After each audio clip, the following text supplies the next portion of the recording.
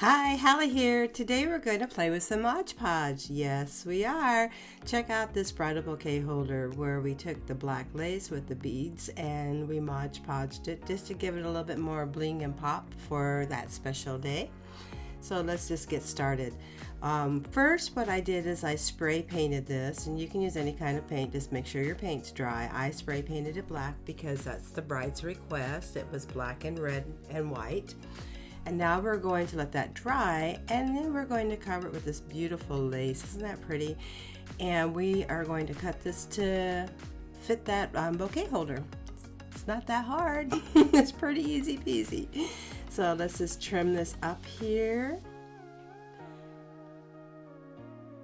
And then we're going to lay it out. And first we're going to Modpodge. Cover that whole bouquet holder just with a light layer of Modpodge. Don't put it on thick and heavy.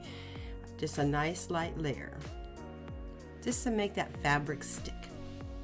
And you don't have to worry about being messy because Modpodge, remembers, dries clear. Now we're just going to lay this over. We're going to twist and wrap it. Make sure we have the pattern that we want showing because we'll trim off the extra fabric that we're not going to use. Another little trick I do when I'm Modpodging is I have water by and I just dip my fingers in that water, and that keeps that Modpodge from getting sticky and adhering to my fingertips where I can't work with the fabric and such. So just have a little bowl of water sitting by where you can dip your fingers into that. So back on to what we're doing. See how I have the beads showing? I'm using that part of that fabric.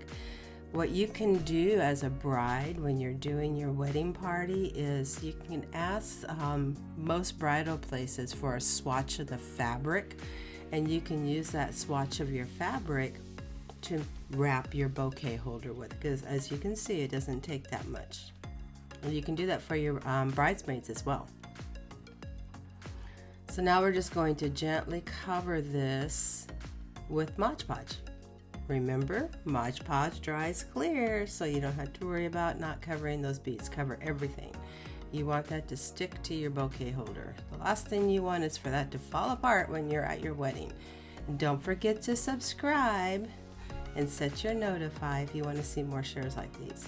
And of course on my channel you're going to have all kinds of different shares. So remember that when you're looking at this, that I've created several different playlists for you to be able to pick what you want to watch. So we're just going to cover this up. Leave that fabric hanging on the end because we're actually going to trim that with an X-Acto knife when it's all said and done and dry. It'll cut right off and be very pretty, which you'll see. So now we're just going to let that dry. It's that easy. It's not that hard. I kind of touch it down with my fingers just to make sure it's all nice and smooth, and then we're going to set it to the side and let it dry. And that's it. Isn't that pretty?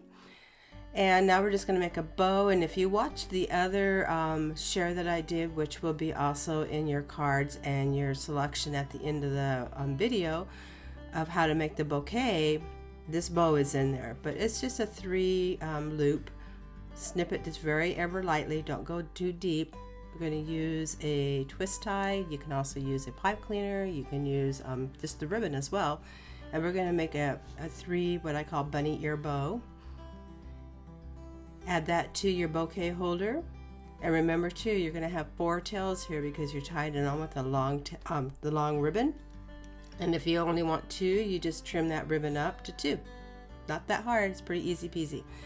So remember, while you're doing these shares, if you want to see more shares like this, check out Hallie's Creations. I have playlists on painting, glass painting, wreath making.